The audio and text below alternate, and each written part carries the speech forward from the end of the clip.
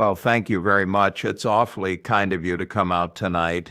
I was talking with a young person the other day, and they were showing me how their phone works, all the apps, the pictures, what have you. It's really a marvel of engineering. It fits in your pocket, and it holds more computing power than all of NASA had when they sent a man to the moon. That kind of visible change is easy to see. Cars that drive themselves, boxes on your counter that play any song in the world. Those are the things that make good copy. But the most important changes, the ones that actually alter our lives, are often silent. They creep up on you. They don't make the evening news. For the better part of 50 years, a generation of Americans did everything right. They worked hard, saved, bought a diversified portfolio, maybe a 60-40 mix, and relied on government bonds as the safe part of the plan. That playbook was simple and it worked. If stocks were the engine of growth, bonds were the shock absorbers. They reduced volatility, and for a very long time, they even went up in price as interest rates fell. That 40-year tailwind made a lot of sensible people comfortable with the idea that bonds were the safest place to be. Now, I'm here to tell you as plainly as I can that that playbook is broken for many Americans. The promise that bonds and fixed nominal payouts will preserve your standard of living, that promise is under attack. And when I say attack, I don't mean a bank run or a market crash. I mean arithmetic. Simple math is cutting away at purchasing power every day. The quiet certainty of loss embedded in some of the assets people call safe is now the bigger threat, not the headline-making panic about stocks. That is an uncomfortable message, but it's the truth. Let's go back to where we had the good wind. Starting in the early 1980s, interest rates began a long, steady decline. Paul Volcker broke the back of inflation, and yields that once were in double digits marched down for decades. When interest rates fall, the price of existing bonds rises. So bonds paid you income and often appreciated. They were the perfect complement to equities. A 60-40 mix delivered good returns with less volatility. Folks started to think that decline in rates was a permanent law of nature. People confused a long-running cycle for eternal truth. Well, cycles change. We are now in a new environment, structurally higher inflation and consequently higher interest rates, and that changes the definition of safety. The first problem is inflation itself. I've called inflation a tapeworm on the economy before. It's invisible, it eats your purchasing power, and it doesn't care about intentions. Governments will quote CPI numbers, 3%, 4%, but those are averages. They include gadgets that get cheaper over time. They smooth out the things seniors actually buy most: health care, housing, energy, groceries. For many retirees, their personal inflation rate is higher than the headline number. That matters a lot.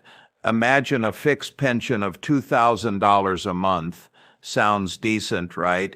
But with a 5% real inflation rate, in 10 years, that $2,000 buys what about $1,200 buys today. Think about that. That's nearly half your purchasing power gone. Social Security's cost of living adjustments help, but they're tied to the official CPI and often lag the real expenses seniors face. Inflation is a tax, the most vicious tax, because it punishes the prudent. People who saved and lived within their means find their safety slowly being confiscated. It's painful to watch. Now, second part of the trap, the bond market itself. Suppose you buy a 10-year treasury today and it pays you 4.5%. The United States won't default. You're paid. But if your personal inflation rate is 5%, what's your real return? Negative. You are guaranteed to lose purchasing power year after year. You have traded away the volatility of the stock market for the certainty of decline in what your money can buy. Which would you rather face, a temporary drop in the price of a great business or a steady, guaranteed erosion of your capital? History shows the stock drops recover. Arithmetic shows the certain erosion does not. There is a third wave building, and it doesn't get much press: longevity and the cost of long-term care. It's wonderful we live longer. It's a triumph of medicine and living standards. But the last years can be extremely costly: a private room in a nursing home, home health aides, specialist care. These can run into the tens or hundreds of thousands a year. These are not small numbers. They can vaporize a lifetime of savings in a shockingly short period.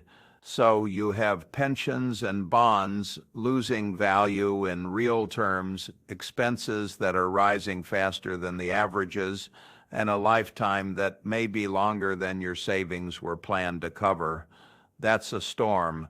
So what's the defense? There is an asset class that has historically protected purchasing power over the long run: ownership of productive businesses. I'm not talking about speculating on the next hot ticker. I'm talking about owning shares of durable businesses with pricing power. Companies that can raise prices when their costs rise because customers will continue to buy what they sell. Think Coca-Cola. If sugar or aluminum costs go up, they raise the price of a Coke by a few cents and their revenues and earnings go up. Think of our railroad, BNSF. If diesel costs go up, shipping prices rise. These businesses adapt. Their earning power is not fixed like a bond coupon. A bond will pay $45 a year on a $1,000 investment, whether it's year 1 or year 10. It does not care if rents double or your hospital bill doubles. A great business, however, can increase its earnings with inflation. That pricing power is the natural hedge. So the question you should ask about any asset for retirement is not, is its price stable? The question is, can its earning power rise over time so that my purchasing power is preserved? For bonds, the answer is no. For farmland, apartments, and many businesses, the answer is yes. That requires a shift in mindset. A stock certificate in a great company can be more conservative in real terms than a government bond in this environment. Now, I don't want headlines saying Buffett tells retirees to go 100% stocks. That would be stupid. There's volatility, Mr. Market will lurch sometimes, and that scares people. What I am proposing is common sense, a structured approach. 3 steps. Step 1, the personal reality check. Don't just accept the government's CPI. Sit down with your bank statements and credit cards for the last year. Add up what you actually spent on the things that matter to you: healthcare, housing, groceries, utilities. Compare it to a year or two ago. Make the invisible enemy visible. If you don't do that, you can't fight. Step 2, the portfolio X-ray. Look at your accounts not for total dollar value, but for composition. Split your assets into 2 buckets. Bucket A, fixed nominal returns, bonds, CDs, fixed annuities, cash. Bucket B, assets with variable inflation-protected earning power, stocks, certain real estate, productive businesses. If bucket A is a large percentage, say 50% or more of your savings, you've got exposure to the slow, certain erosion of purchasing power. That doesn't mean panic. It means diagnosis. Know where you are. Step 3, the slow, deliberate tilt. I'm not saying sell everything tomorrow. That would be foolish. What I'm saying is when your bonds mature, think before rolling them into more fixed nominal securities that lose to inflation. Consider instead putting new savings and proceeds into broad, low-cost ownership of American businesses. For many people, that means an S&P 500 index fund or well-chosen dividend-paying companies with durable moats. Do it gradually, not as a gamble. Move the allocation over a few years, not overnight. Even modest changes, moving from 40% bonds to 30% bonds over time, can materially improve your long-term outcome. There's also temperament, your greatest asset as an investor. You need the patience and the disposition to hold when others panic. When the headlines scream and Mr. Market is having a tantrum, it's temperament more than intellect that keeps you from selling at the wrong time. The complacency about bonds today is, in my view, a large unrecognized risk. People like the apparent safety of fixed amounts. They see numbers that don't move and they feel secure. But if those fixed numbers buy less and less, the security is an illusion. Don't confuse the illusion of stability with real safety. The only real safety is preserving purchasing power over decades.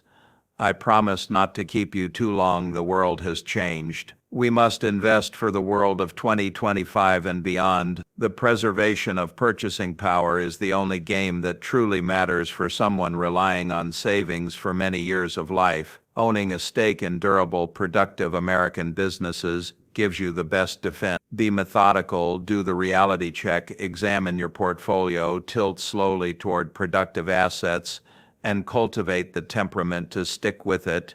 It's not flashy, it won't make headlines, but arithmetic is stubborn. If you respect it, you give yourself a fighting chance. Thank you very